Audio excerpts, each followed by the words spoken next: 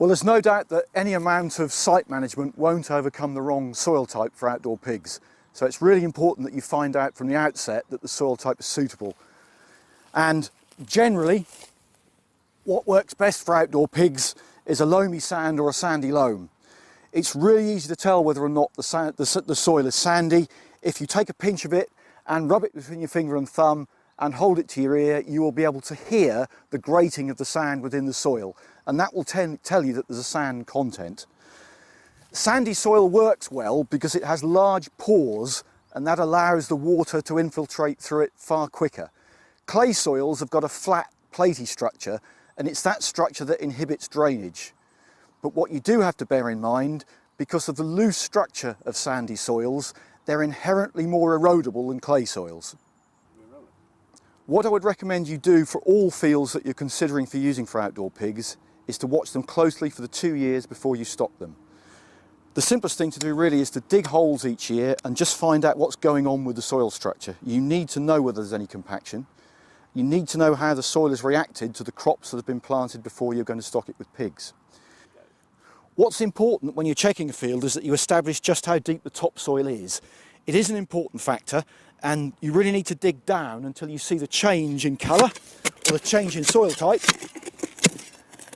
And there you can see we're down onto the subsoil layer. There's a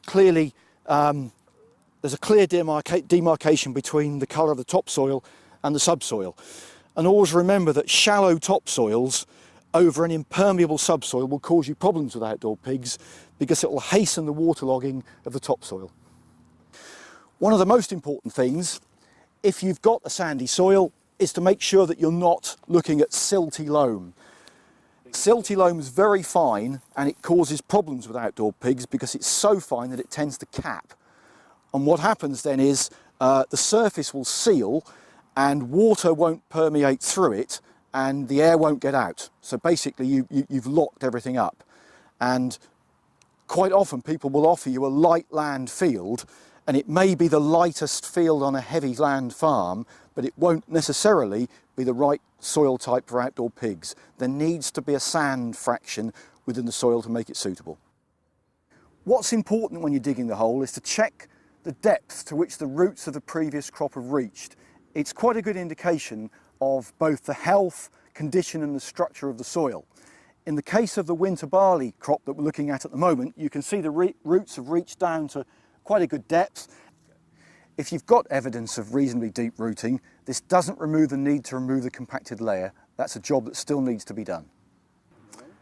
When a raindrop falls, it's basically got 4 options. It can hit the ground, soak into the soil surface and run through into the groundwater. If the soil surface is capped, it could run off. It can also soak into the soil structure and be stored in organic matter.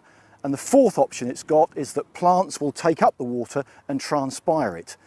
Normally, on outdoor pig land, we're not on land that has got high levels of organic matter, so storage in the soil structure is not really possible, and corresponding there isn't normally a green cover on outdoor pig land, so you're left with 2 options.